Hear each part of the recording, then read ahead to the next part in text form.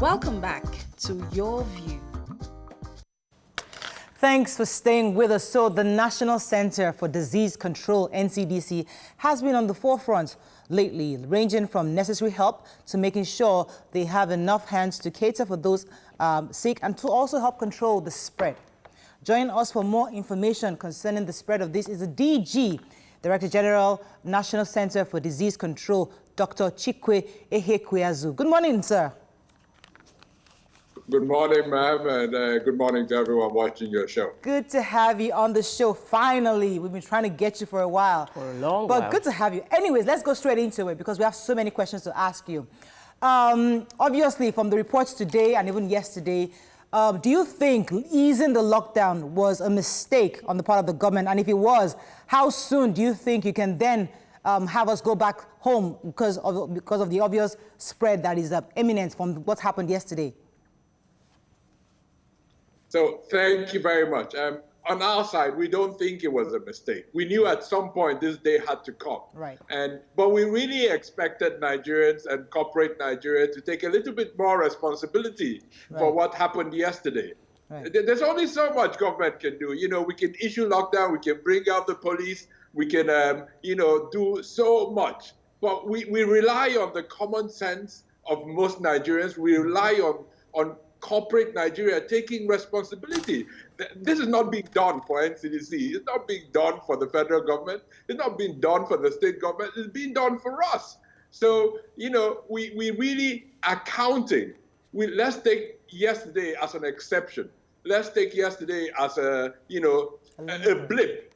Let's see what happens today. Let's see how many corporates come out from their offices and organize the queues in front of their offices. Right. Okay. Let's see how many corporates organize their office spaces and actually put out the hand washing and educate their staff on the changes that they need to do for themselves. This is not being done for us, it's being done for you. Right. So all of us have to take responsibility. All right, let's get a few more questions in for you. Go ahead.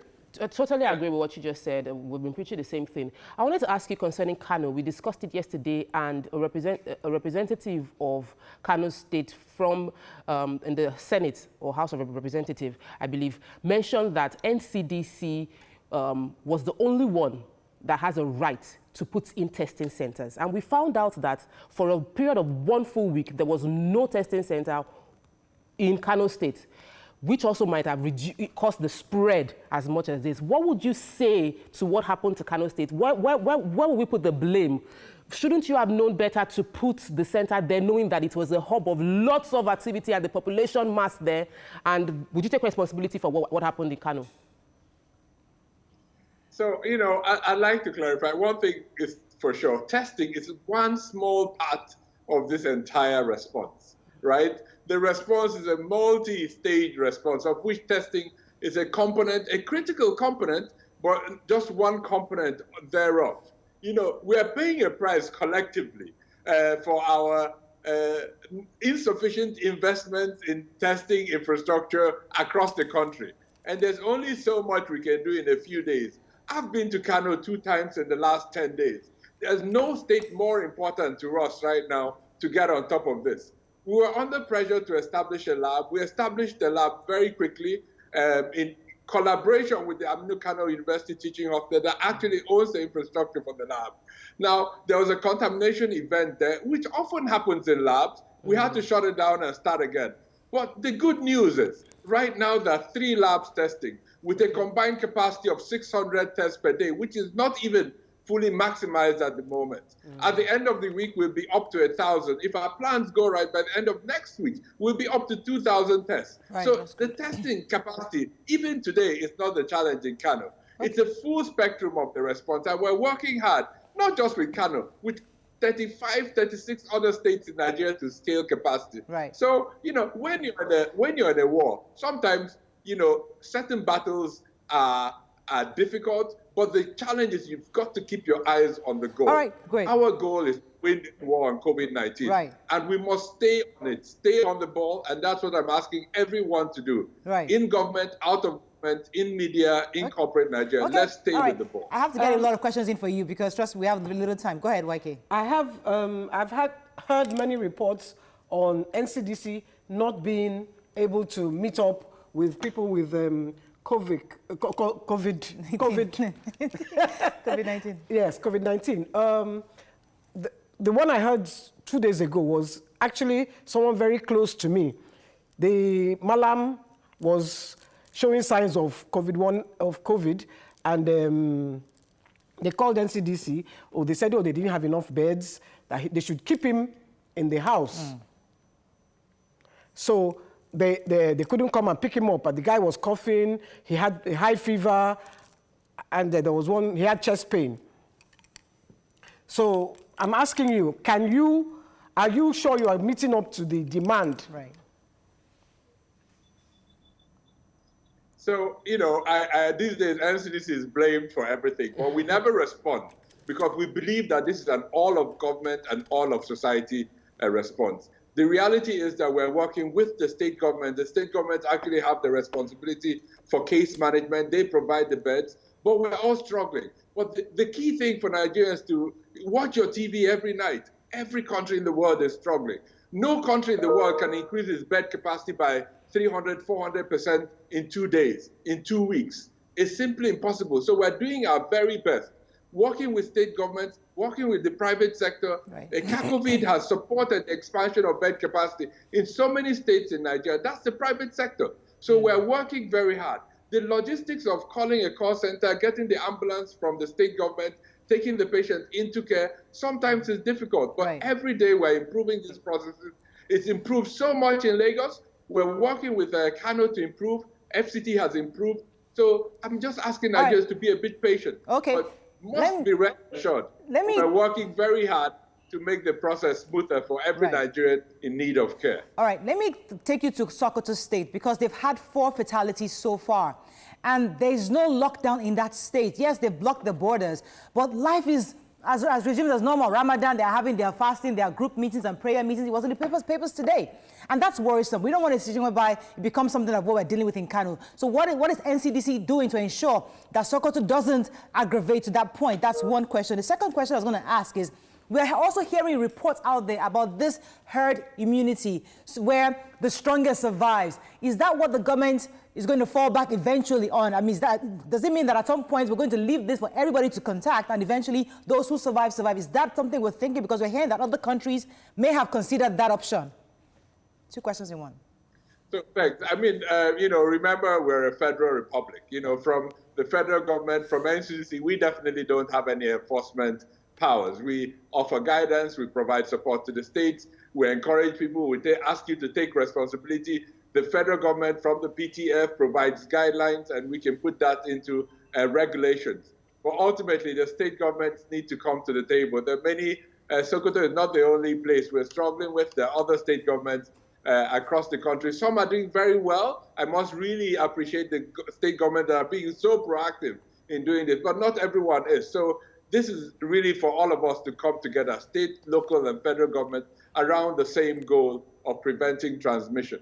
On your second question on herd immunity, nobody wants to wait for herd immunity. That's why we're part of a global effort at the moment to develop new vaccines to stop transmission. We're contributing our knowledge base to this. I am in touch with the colleagues working on this through the WHO almost every week. Our goal is to get to a vaccine as soon as possible. Until we get to a vaccine, as public health experts, we really don't have any other choice but to limit transmission. And that's where everybody needs to come to the party. There are 3 primary things we're asking every Nigerian to do for the next few months. Increase your physical distancing. Secondly, avoid mass gatherings. And thirdly, wash your hands, Today is Hand Hygiene Day, World Hand Hygiene Day. So I hope every organization, everybody watching this show must go out and show solidarity, make sure your hands are clean, and make sure this is a culture that lasts well beyond the duration of this outbreak, wherever you are. Okay, Waki, go ahead. That brings me to my next question. You said you're waiting, or you are working with the global community for a vaccine. I would have thought at this time, because I know that Nigerians, even you, I'm sure, are very brilliant doctor. We have brilliant scientists and doctors here. Why don't we, like Madagascar have done, like Senegal are doing, look inward and start to find a remedy that is suitable to Nigerians, because I personally think that the lockdown is not the solution. That's my own personal opinion.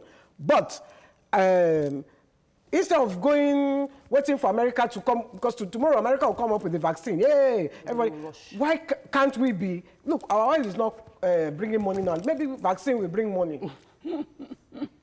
I'll throw that question back at you. We are open to looking at any remedy. If you have a remedy, please bring it. We have been saying it on this show. Only of Ife has said is No, remedy. you Only are of throwing Ife has it back. said it. We have been saying it about a local remedy. If you have an alternative to physical distancing, please bring it forward. It's not good enough to just say, let's do this, let's do that. Bring it forward. There's a challenge to every Nigerian. If you have a local remedy, bring it forward. Okay, so have you seen what Oni has sent? The Oni actually sent in a remedy. Have you looked at it?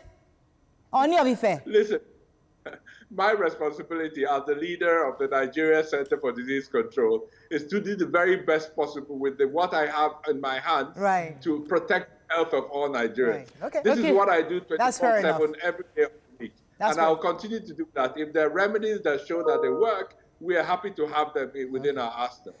Doctor, so I would like to say that you're about to become more powerful. Have you heard about the bill? There is a bill at the Federal House of Assembly, and it is about to make the DG of NCDC very, very powerful. Some of us have gotten a few ideas. People are protesting against some parts of it. Some people feel it's draconian. Have you seen the bill, and what do you think? So I don't want to comment extensively on the bill. I've done that already. I've said, listen, the 3 comments are made. I am very grateful that everyone is now conscious of the risk and the threat of infectious diseases, and I completely understand the emotional point of view and where our lawmakers are coming from. The only tool they have in their hands when there's a crisis is to make laws, they are trying to do exactly what they can do. My position has been, in the middle of a crisis is not the best time to make a new law. So let's get out of this, consult all stakeholders, and make sure we have a consensus on how to move forward. On your first question, I haven't been privy to the bill. We haven't been consulted on it formally. And until that happens, I'm not in a position to make a comment on the contents of the bill. So those are my 3 comments. But, this is good that this is now in the consciousness of Nigerians and something that we have to address proactively moving forward. All right, we have to wrap up with you because of timing. But a final question. Yeah, I know you've gotten this question 1,000,001 times, but I'd like you to address it one final time. Testing capacity. Where are we today? Because every day people are saying Nigeria is one of the least countries with enough testing capacity. What have you done so far to ramp up those numbers across the country? So we are working day and night to build up this capacity, where the numbers you see that are increasing every day are not increasing out of the sky. They're increasing because we're testing more. Yes, we started from a challenging base, but this is reflective of the challenges that we have across our country. Whether it's electricity, whether it's road infrastructure, we are where we are as a country. My responsibility, the responsibility of the Nigeria Center for Disease Control and all the state governments is to now push from where we are to make sure we're never in this type of position again. So we're working on solving the short-term challenge of increasing test capacity for this particular disease, but at the same time, we always have our eye on the ball, never to be in this situation again. So we're working with everyone to build up our molecular diagnostic capacity across the country so that every state at least has one molecular lab in its state. Right. I've assured our state governors that this is our goal and we will work towards that goal. But for now, we've set ourselves a goal of 2 million tests in 3 months. Okay, it's an ambitious target, but it's one that we will work towards in order to enable us. I need to squeeze in one last final question for you. Sorry about that. Go ahead. Sir, everybody's saying that the test kit is expensive. Have you considered the Senegal test kit? Have you found out about it? Have you gotten a sample so as to see if you can reduce the cost of testing and make it cheaper to be available for everybody? I'm in touch with my brother Amadou Sall in Senegal almost every week. Those kits are not available yet. They will become available through an agreement across Africa sometime in July if everything goes well. Once it's available, to every Nigerian. Our goal is to make tests. I don't know what is being mixed in Madagascar when I have it. It goes through a testing process through NAFDAC, and then we'll be able to make a decision. But you cannot in Senegal, I understand exactly what the test is going to do. I understand the processes. The colleagues in Senegal are completely open with what the test is, working with a company in the UK. Right. In the Madagascar solution, nobody knows what is in that bottle. So I cannot Okay. All right. Cool. offer that to Nigerians until we know. That is a sacred responsibility I have for all Nigerians. We have to wrap up, though. Thank you so much for joining us. It's a pleasure. We hope we can have you as often as possible because, trust me, we enjoyed this conversation. Thank you for joining us this morning. Right, so we're speaking with the DG, National Center for Disease Control, Dr. Chikwe Ihekweazu. Let's go on a break. When we come back, we'll be talking to the Commissioner for Information in the Lagos State to know what's going on and what their plans are to ensure that this doesn't spread. Stay with us. We'll be right back.